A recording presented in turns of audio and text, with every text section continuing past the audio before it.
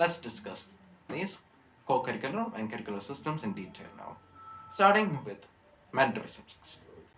The first one, that is proper communication. It focuses on developing proper communication skills among the students. Because it is, in most cases, improper communication or not having the necessary communication skills that causes conflict, that causes potentially even war, murders. Proper behavior has the same implications. Not knowing how to properly behave in situations can cost them a lot as well. Perhaps these two can even take away not having proper behavioral knowledge or body language and not having proper communication skills can cost them a job. They can lose it. Now, basic cooking.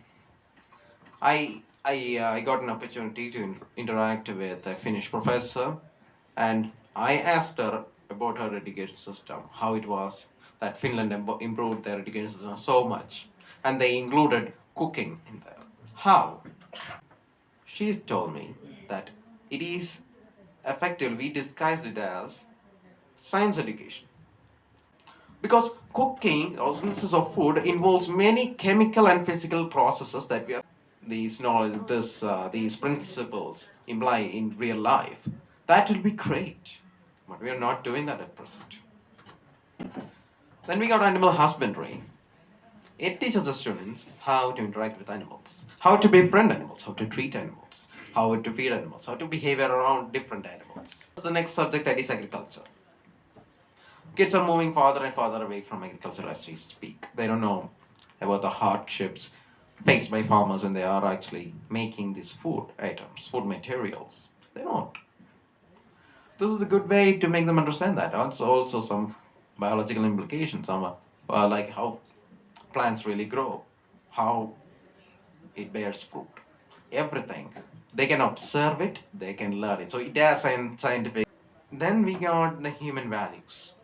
This is important because we are humans. We should have morals. We should have values. That's what makes us humans. Now, the next thing, the self-assessment system. How does this work? It's to personalized education. This thing makes that possible. Personalized education gives them the student a chance to test their own knowledge and improve it themselves with the help of AI. Then we got the learning assessment and management system and the learning assistant. It uses all the knowledge, the curricular and co-curricular data. It collects all of them and produces charts showing the development of the student to himself. It goes to the learning assessment and management system, and this system collects all this data and produces and keeps graphs, keeps this data to say how much the student has improved as a human being, how much knowledge he has accepted during this his venture at school, and how much he has overall improved in terms of behavior, everything. The program management department managing all the programs of the school and creating new programs and managing them as well for the clubs. Then we got Stargazers, which is astronomical club, doing all the astronomy work, etc. Then we got the waste management and disposal unit, managing the waste of the school, like biological, non-biological waste, separate them and treat them scientifically and judicially. There is even, I forgot to mention that I'm thinking of constructing some biogas plants near the school to utilize that to produce fuel for the school and surroundings. If we produce enough fuel, then we can supply, we can make ourselves green. There's a possibility for that as well. Then we got the mandatory emergency training unit, which focuses on giving students emergency training to be in situations such as natural disasters, floods, landslides, etc. Then we got the clubs. I talked about this before. Two types of clubs, subject activity based.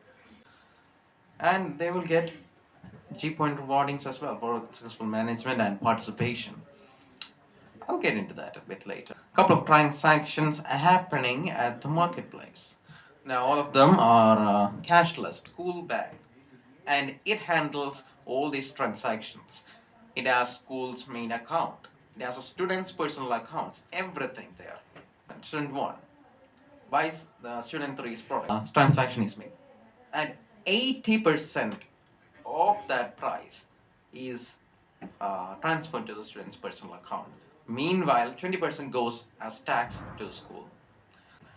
Students can get them as rewards for events, participation in events, tournaments, rewards and compensations, and extracurricular activities.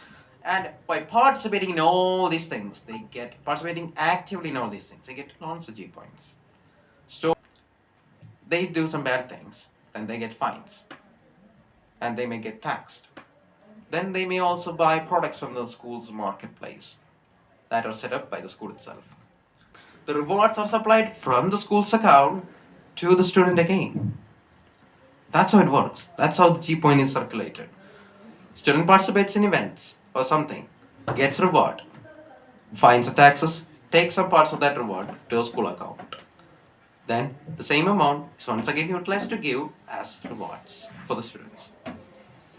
Circle goes on.